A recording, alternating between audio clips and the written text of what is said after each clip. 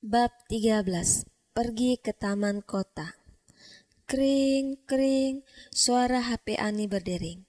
Matanya masih sangat mengantuk. Tapi dengan memaksakan tangannya, Ani dapat mengambil HP-nya di meja riasnya. Halo, ini siapa? Jawab Ani dengan suara beratnya. Ani, ini aku Heru, cowok tertampan di kelasmu. Ani, bangun sudah, pagi kita jogging bareng yuk. Ke taman depan nih. Ya, mumpung hari Minggu kita bisa bersantai di sana. Oh, iya. Kalau begitu, udah dulu ya, biar aku bisa ngerjain tugasku lebih cepat. Oke, aku tunggu jam 7.30 ya, Ani. Aku datang ke rumahmu. Mwah. Heru sangat bersemangat pagi ini. Dia benar-benar menyukai Ani, gadis yang sederhana dan istimewa di matanya. Sedangkan Ani pergi ke dapur. Dia ingin membersihkan piring kotor yang ditinggalkan tadi malam dengan sangat hati-hati, agar tidak ada suara yang dapat membangunkan tuannya itu. Dia membuat sarapan untuk tuannya, dan segelas susu panas sudah siap disajikan. Sebaiknya menyapu dan mengambil pakaian tuan nanti saja, ntar keburu bangun lagi pria mesum itu. Pokoknya aku gak boleh jumpa dia dulu pagi ini, batin Ani. Ani segera mengganti pakaian joggingnya dan juga harus memakai sepatunya. Sekali-sekali dilihatnya ke arah luar, takut kalau Heru datang duluan dan memanggil namanya, yang dapat membangunkan tuannya. Ani menunggu Heru di depan pagar rumah. Sekitar 5 menit Heru sudah sampai di depan Ani. Sudah lama menunggu sayang, sapa Heru sambil tersenyum. Jangan pakai sayang-sayangan dong. Aku belum mau kamu panggil dengan sebutan itu, jawab Ani dengan wajah cemberut. Oke, jangan cemberut dong. Pagi-pagi kok udah manyung, ntar manisnya hilang loh. Ayo kita mulai joggingnya. Heru beradu kecil mengikuti langkah Ani. Dia selalu menjaga Ani dan mencuri pandang ke arah Ani. Sedangkan Ani fokus dengan lari kecil sambil fokus mengatur napasnya. Masih lama lagi taman kotanya Heru. Aku sudah sedikit letih, ingin istirahat. Bentar lagi Ani. Tuh di depan kita yang banyak orang sedang menikmati hidup ini. Ani mempercepat langkahnya karena dia sudah tak sabar ingin istirahat. Akhirnya mereka sampai dan memilih duduk di bawah pohon mangga yang lebat buahnya. Ani melihat buah mangga itu sambil meneguk air minumnya. Kau menginginkan buah mangga itu, Ani? Aku bisa mengambilkannya untukmu. Tidak, aku hanya ingat kampung. Sewaktu aku masih kecil dulu, aku sangat suka buah mangga, begitu juga ibuku. Di depan rumah kami ada pohon mangga, pohonnya lebih besar dari sini dan buahnya lebih lebat. Bila sudah pagi, aku dan ibu dan ayah mengkutipi buah mangga itu dan dibawa ke pasar untuk dijual.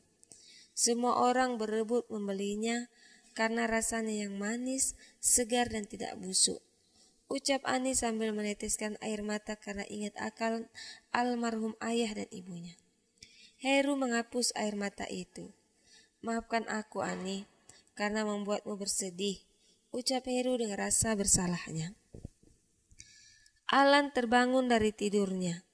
Dia melihat HP-nya, ternyata ada 10 panggilan tak terjawab dari istrinya Putri.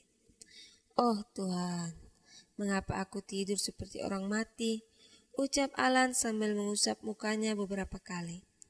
Alan langsung masuk ke kamar mandi. Dia ingin mencuci mukanya dan menggosok giginya sebelum menelepon Putri. Kring, Alan menelepon Putri. Halo sayang, maaf ya tadi malam aku ketiduran. Aku benar-benar capek semalam di kantor karena ada proyek yang harus diselesaikan, ucap Alan dengan jelas. Tidak mengapa sayang. Gimana, udah sarapan pagi?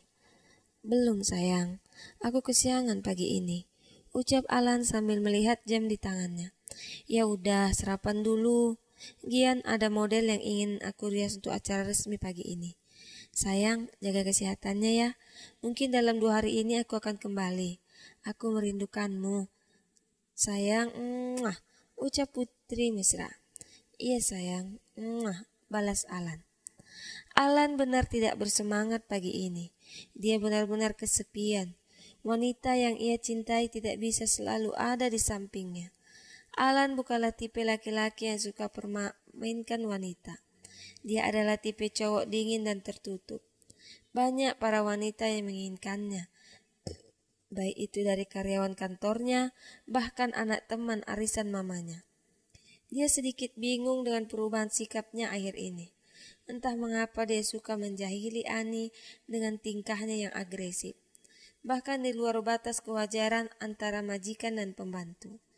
Mungkin karena kesepian dan hasrat yang tak tersalurkan dengan istrinya.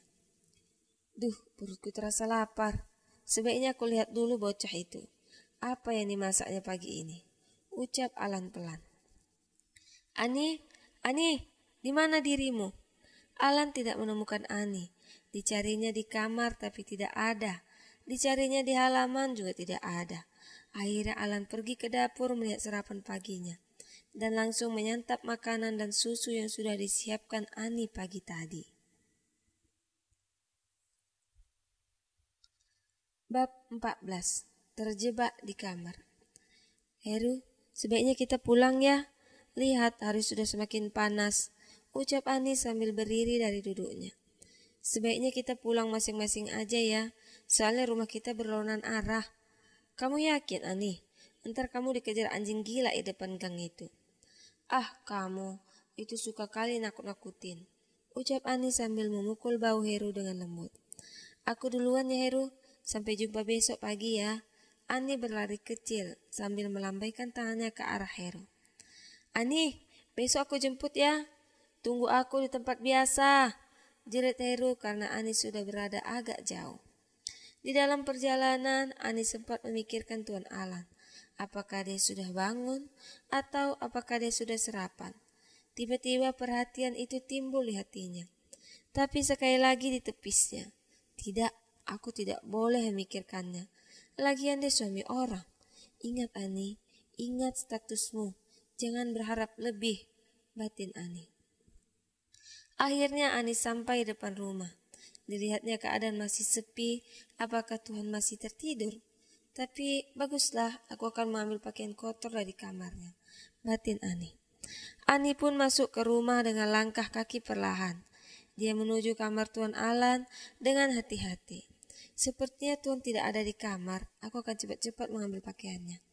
Di saat Ani ingin mengambil baju Tuan Alan, tiba-tiba bunyi suara pintu kamar mandi terbuka. Ani dengan sigap langsung masuk ke bawah kolong tempat tidur. Dia benar-benar tidak ingin ketahuan Tuan Alan.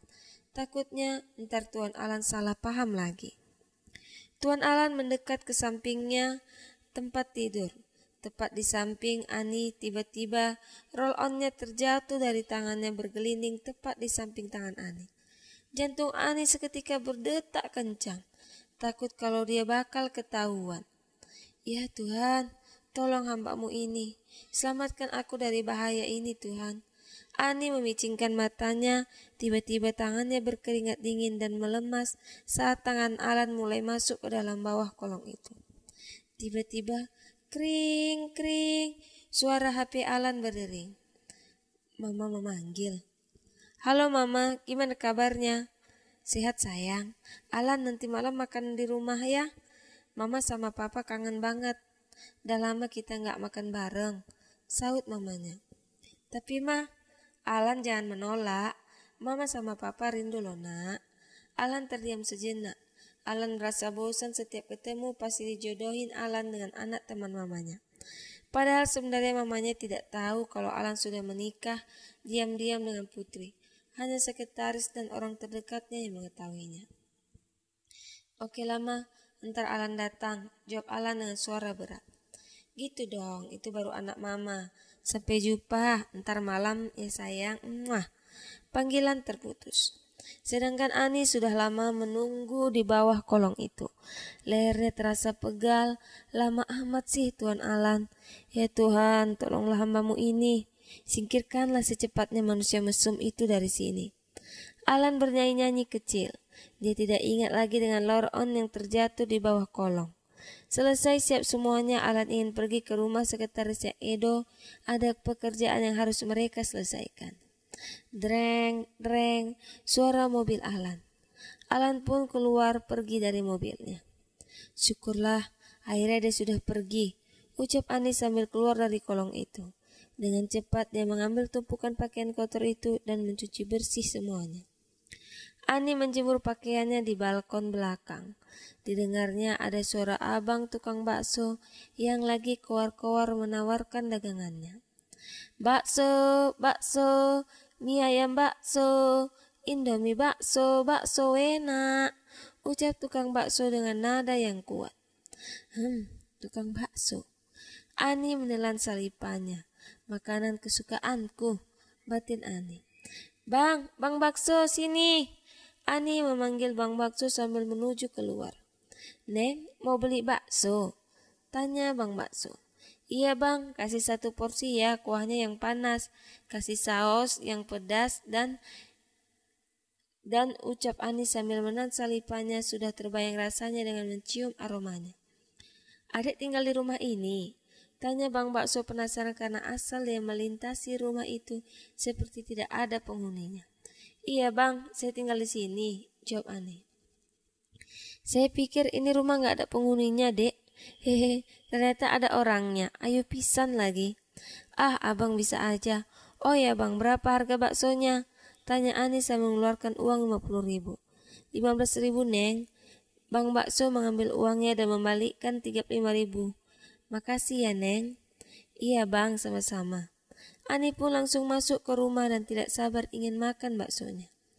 Kring, kring, suara HP Ani berdering. Ani langsung mengangkatnya. Halo Kak Heru, ada apa? Tanya Ani sambil mengelus perutnya yang sudah kenyang makan bakso. Kok juti amat sih jawabnya. Ani, ntar malam kita makan di luar yuk. Aku jemput ya siap maghrib, ajak Heru. Boleh juga, kita mau makan apa kak? Tanya Ani. Tenang aja Ani, kakak akan membawamu ke tempat yang paling spesial. Yang pasti kamu akan ketagihan dengan rasa masakannya. Sepertinya enak tuh kak. Kita jumpai tempat biasa aja ya kak. Oke, siap maghrib ya. Jangan lupa dandan yang cantik. Hehe, canda loh. Ucap Heru sambil tersenyum-senyum membayangkan makan malam bersama pujaan hatinya. Hatinya benar sudah terpaut dengan Ani. Sedangkan Ani merasa bersyukur masih ada orang yang ingin mengajaknya jalan-jalan keluar untuk melepaskan kejenuhannya saat ini. Ketepatan Tuan Alam tidak ada di rumah malam ini, jadi aku tidak perlu repot-repot minta izin, batin Ani.